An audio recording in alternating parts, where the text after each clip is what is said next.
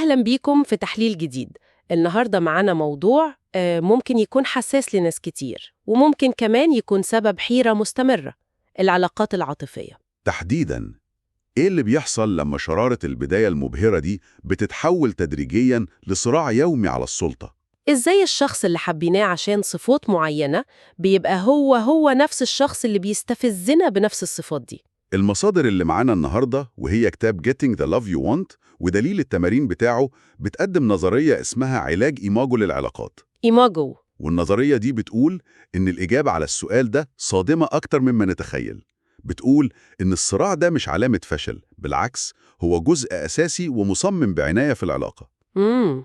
مهمتنا النهاردة هي إننا نفهم المنطق الغريب ده ونشوف إزاي ممكن نحول الخناقات دي لفرصة حقيقية للنمو. فكرة إن الصراع جزء أساسي من التصميم دي لوحدها محتاجة وقفة، يعني كأننا بنقول إن المشاكل متبرمجة من الأول.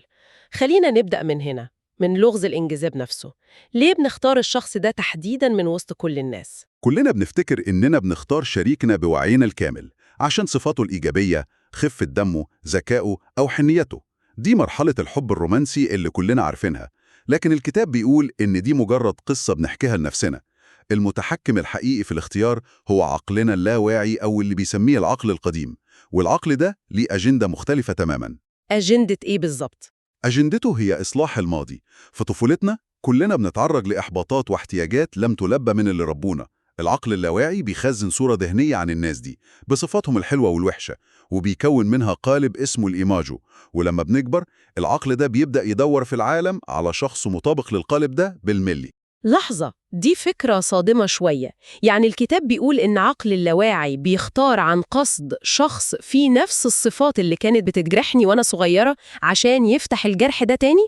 ده يبان عكس المنطق تماماً. هو صادم من منظور العقل الواعي اللي بيدور على الراحة، لكن من منظور العقل القديم اللي هدفه البقاء والنمو، دي مش صدمة، دي فرصة. هو بيشوف السيناريو المتكرر ده بيقول أنا أعرف المشكلة دي، المرة دي ممكن أحلها صح. المشكلة طبعا إننا بندخل العلاقة دي بنفس الأدوات القديمة ونتوقع نتيجة مختلفة. عشان الصورة توضح، المصادر بتحكي قصة ماري.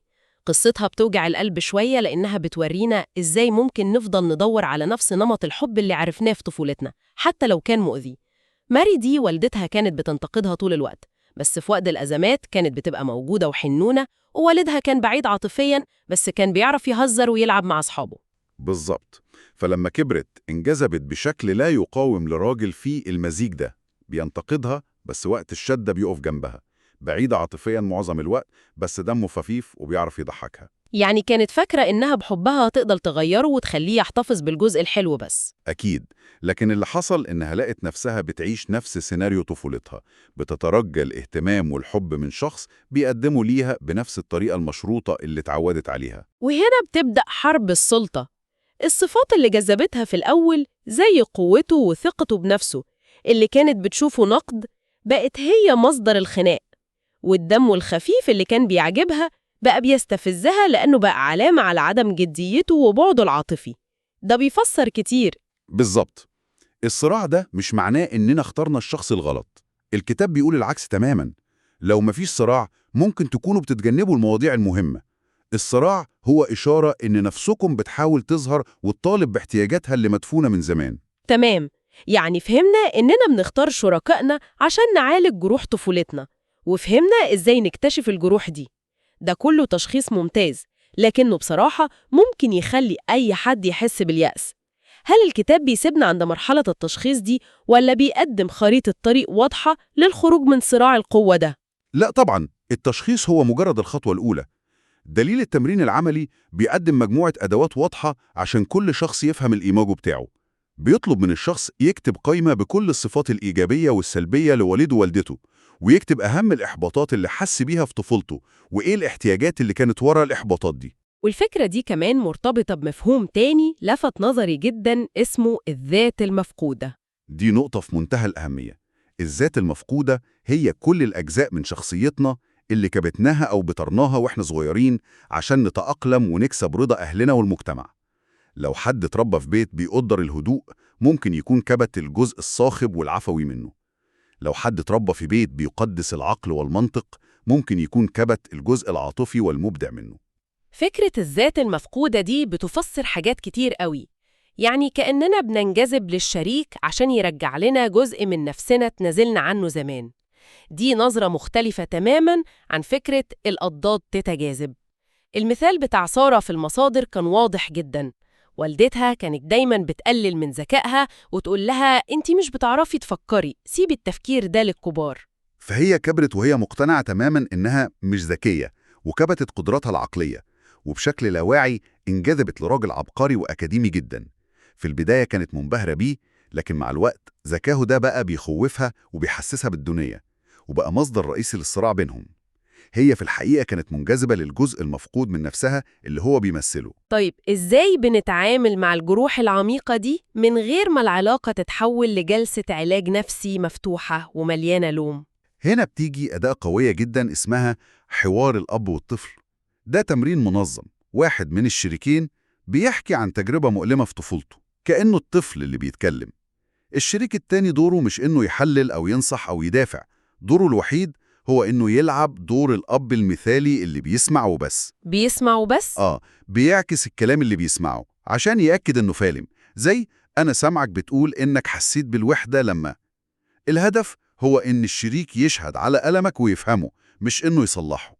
مجرد الإحساس إن في حد شايف ألمك القديم ده بيكون له أثر علاجي ضخم. أوكي، فهمنا التشخيص وعرفنا أسبابه. إيه بقى الحل اللي الكتاب بيقدمه عشان ننتقل من مرحلة صراع القوة دي لمرحلة جديدة؟ الحل هو التحول للي بيسميه الشراكة الواعية أو conscious partnership، ودي نقلة فكرية ضخمة.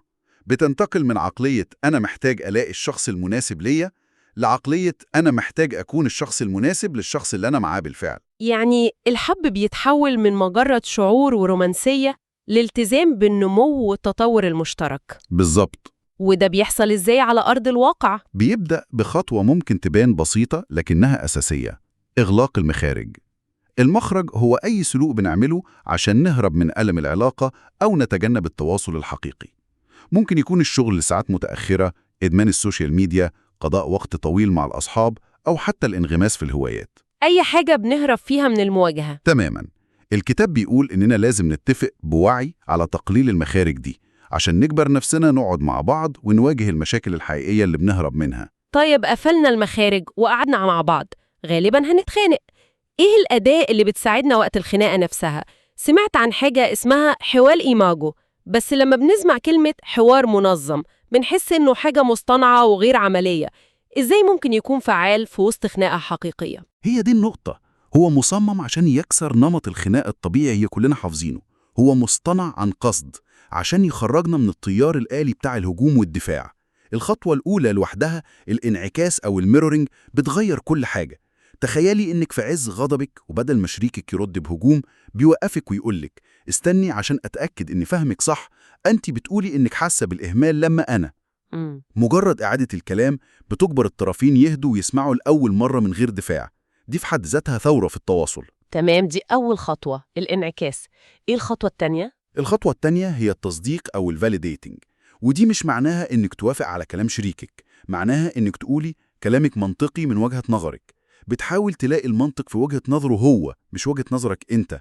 ممكن تقولي أنا فاهم ليه ممكن تشوف الموضوع بالشكل ده، بما إنك مريت بتجربة كذا وكذا. ده يخلي إحساسك منطقي. الجملة دي لوحدها بتنزع فتيل أي خناقة. أكيد، لأنها بتوصل رسالة أنا مش ضدك، أنا بحاول أفهم عالمك. والخطوة الثالثة والأخيرة هي التعاطف، empathizing. بالظبط. بعد ما فهمت كلامه وصدقت على منطقة، بتحاول تتخيل هو حاسس بإيه، وبتقول أتخيل إنك ممكن تكون حاسس بيه الإحباط أو الحزن أو الغضب. هنا أنت بتنتقل من فهم أفكاره لفهم مشاعره. الثلاث خطوات دول مع بعض بيخلقوا مساحة أمنة جدا للحوار، وبيخلوا كل طرف يحس إنه متشاف ومسموع. ده بينقلنا لأداة عملية تانية، وهي تحويل الشكوى لطلبات. ودي أداة فعالة جدا اسمها طلبات تغيير السلوك. بدل ما نقول أنت عمرك ما بتساعدني في البيت، بنتعلم نحول الإحباط ده لطلب إيجابي ومحدد وقابل للتنفيذ، زي هكون ممتنة جدا لو ممكن تطلع القمامة يوم الثلاث والخميس. الطلب بيتقدم في صيغة هدية، الشريك له حرية قبولها أو تعديلها، مش كأمر أو اتهام. ده بيغير ديناميكة العلاقة كلها من النقد المستمر للتعاون. وغير كل ده، في كمان تمارين إعادة الرومانسية. في الأول حسيت إنها حاجات شكلية زي قائمة السلوكيات اللطيفة أو قائمة المرح. والنقطة دي مش مجرد رفاهية، الكتاب بيأكد إن عمل حوار إيماجو والتعمق في الجروح القديمة ده شغل مرهق عاطفياً جداً. التمارين دي زي قائمة المرح أو المفاجآت هي اللي بتعيد شحن رصيد الأمان والمشاعر الإيجابية في العلاقة عشان يبقى عندكم الطاقة تكملوا الشغل الصعب ده. يعني من غيرها العلاج بيبقى مجرد حفر في الألم من غير ما يكون فيه مصدر للبهجة. بالظبط، هي اللي بتفكرنا ليه إحنا مع بعض أصلاً. كل الأدوات دي عظيمة، بس بتعتمد على إن الطرفين ملتزمين. إيه المبادئ الأساسية اللي بتحكم استخدام الأدوات دي عشان تكون فعالة بجد؟ في مبدئين أساسيين هم العمود الفقري لكل ده. الأول هو تعهد الصفر سلبية. بس فكرة صفر سلبية دي تبان مثالية لدرجة خوف. هل المقصود إن ممنوع أي حد ينتقد أو يزعل؟ ده مش واقعي في أي علاقة بشرية. سؤال مهم جدا. الكتاب بيفرق بين الشكوى والنقد. الشكوى ممكن تكون صحية، أنا زعلت لما المواعيد اتلغت، دي بتوصف شعورك تجاه فعل معين. لكن النقد هو هجوم على شخصية الشريك. أنت إنسان مهمل وما يبهمكش غير نفسك. السلبية اللي لازم تختفي هي النوع التاني ده، بالإضافة للسخرية واللوم وازدراء. يعني الهدف مش إلغاء المشاعر السلبية، لكن تغيير طريقة التعبير عنها. تماما، عشان ما تكونش هجومية ومدمرة للمساحة الأمنة اللي بنحاول نبنيها. والمبدأ التاني هو التمدد أو الستريتشنج، وده مفهوم عميق جدا. جدا. التمدد معناه إنك توافق تعمل حاجة بتلبي احتياج مهم عند شريكك، حتى لو الحاجة دي صعبة عليك أو مش من طبعك. لو شريكك بيحتاج يسمع كلام حب وإنت شخص عملي ومش بتاع كلام، التمدد معناه إنك تبذل مجهود واعي عشان تقوله كلام حلو. لو شريكتك بتحتاج مساحة شخصية وإنت بتحب القرب طول الوقت، التمدد معناه إنك تديها المساحة دي حتى لو ده بيسبب لك قلق. الكتاب بيقول إننا في اللحظة دي بنحس إننا بنفقد نفسنا، لكن الحقيقة هي إننا بنستعيد نفسنا. إزاي؟ بالظبط، لأن الحاجة اللي شريكك محتاجها منك غالباً بتكون هي الجزء المفقود من شخصيتك أنت. الشخص العملي اللي بيتمدد عشان يقول كلام حب هو في الحقيقة بينمي الجزء العاطفي اللي كبته زمان. أنت بشكل مباشر بتشفي جروحك وبتستعيد الأجزاء المفقودة من نفسك. يعني لو حبينا نلخص الرحلة اللي مشيناها دي، إحنا بنبدأ بانجذاب لا واعي لشخص بيجسد الحلو والوحش في طفولتنا عشان نصلح الماضي، وبعدين بندخل في صراع قوة حتمي لما بنحاول نغيره. والحل مش في الهروب، لكن في بناء شراكة واعية بنستخدم فيها أدوات محددة عشان نحول العلاقة دي لمكان آمن للشفاء والنمو المتبادل. والمصادر بتختم بفكرة مهمة جدا. العلاقة اللي عايشينها دلوقتي هي نتاج رغباتنا واحتياجاتنا الفردية اللاواعية. عشان العلاقة تنجح لازم الشريكين يقرروا بوعي إنهم يخلقوا رؤية مشتركة للعلاقة. علاقة جديدة مش مبنية على الماضي لكن على المستقبل اللي هم عايزينه سوا. وده بيوصلنا لسؤال أخير ممكن نسيبه للمستمع يفكر فيه.